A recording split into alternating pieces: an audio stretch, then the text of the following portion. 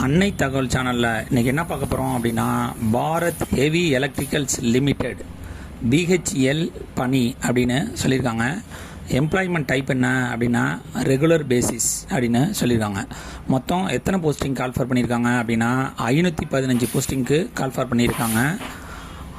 Posting பேர் artisans posting அப்படின்னு சொல்லியிருக்காங்க. பிளேஸ் ஆஃப் போஸ்டிங் எங்கே அப்படின்னா ஆல் ஓவர் இந்தியா அப்படின்னு சொல்லியிருக்காங்க. பிஹெச்எல் ஜாப் என்னென்ன கேட்டகரியில் ஜாப்பு எவ்வளோ வேக்கன்சி ஓப்பன் பண்ணியிருக்காங்க அப்படின்னா, ஃபிட்டருக்கு 176 போஸ்டிங் அப்படின்னு சொல்லியிருக்காங்க. செகண்ட் வெல்டருக்கு 97 போஸ்டிங்கு, டர்னருக்கு 51 போஸ்டிங்கு, மெஷினிஸ்ட்டுக்கு 104 போஸ்டிங்கு, எலக்ட்ரீஷியனுக்கு 65 போஸ்டிங்கு, எலக்ட்ரானிக்ஸ் மெக்கானிக்கு 18 போஸ்டிங்கு, ஃபவுண்ட்ரி மேனுக்கு 4 போஸ்டிங் அப்படின்னு சொல்லியிருக்காங்க. இந்த போஸ்டிங்கை இந்தியாவில் உள்ள எந்தெந்த பிஹெச்எல்ல எடுக்கிறாங்க அப்படின்னா, ஃபஸ்ட்டு பிஏடி ராணிப்பேட்டில் 75 போஸ்டிங்க்கு எடுக்கிறாங்க. ஹெச்பிவி விசாகப்பட்டினம் 38 போஸ்டிங்க்கு எடுக்கிறாங்க. ஹெச்இஆர்பி வாரணாசி 20 போஸ்டிங்க்கு எடுக்கிறாங்க. இடிஎன் பெங்களூர் 43 போஸ்டிங் எடுக்கிறாங்க. எஃப்எஸ்ஐடி ஜக்தாஜ்பூர் 31 போஸ்டிங் எடுக்கிறாங்க. ஹெச்இஇபி ஹரித்வார் 75 போஸ்டிங் எடுக்கிறாங்க. சிஎஃப்எஃப்பி ஹரித்வார் 6 போஸ்டிங் எடுக்கிறாங்க. ஹெச்பிஇபி ஹைதராபாத் 50 போஸ்டிங்க்கு எடுக்கிறாங்க. 9th ஹெச்இபி போபால் 72 போஸ்டிங் எடுக்கிறாங்க. 10 டிபி ஜான்சி 30 போஸ்டிங் எடுக்கிறாங்க.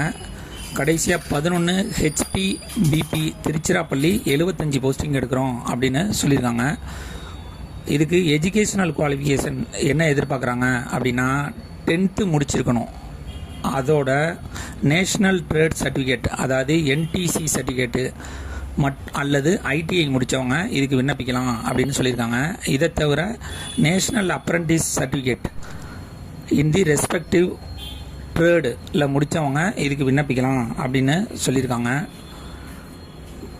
அவங்க ஐடிஐலையும் 60% மார்க்குக்கு மேலே எடுத்துருக்கணும். எந்த கேட்டகரி அப்படின்னா ஜென்ரல் மற்றும் ஓபிசி கேண்டிடேட்டு 60% மேலே மார்க் வாங்கியிருக்கணும்.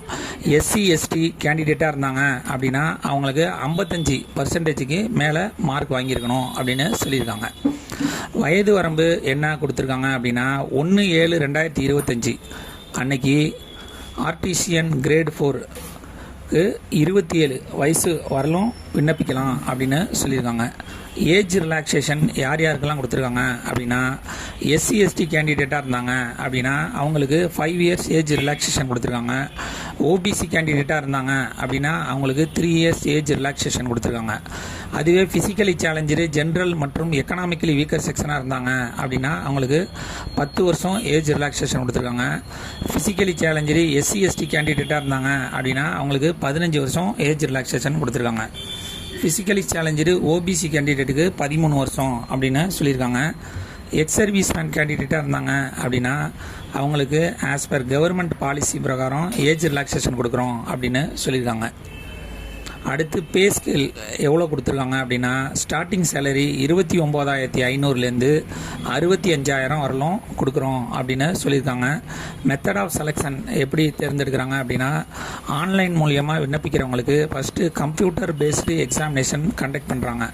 அதில் செலக்ட் ஆகிறவங்களுக்கு ஸ்கில் டெஸ்ட் மற்றும் டாக்குமெண்ட் வெரிஃபிகேஷன் மூலமாக தேர்ந்தெடுப்போம் அப்படின்னு சொல்லியிருக்காங்க. இந்த எக்ஸாமுக்கு ஆன்லைன் மூலியமாக மட்டும்தான் விண்ணப்பிக்க முடியும். ஆன்லைன் மூலியமாக விண்ணப்பிக்கிறப்ப எஸ்டி எஸ்சி எக்ஸ் சர்வீஸ்மேன் மற்றும் ஃபிசிக்கலி சேலஞ்சர் கேண்டிடேட்டுக்கு ஆன்லைன் எக்ஸாமினேஷன் ஃபீஸுங்கிறது 472. இதுவே அதர் கேண்டிடேட்டாக இருந்தாங்க அப்படின்னா 1072 ஆன்லைன் ஃபீஸு அப்படின்னு சொல்லியிருக்காங்க. விண்ணப்பிக்க கடைசி நாள் 12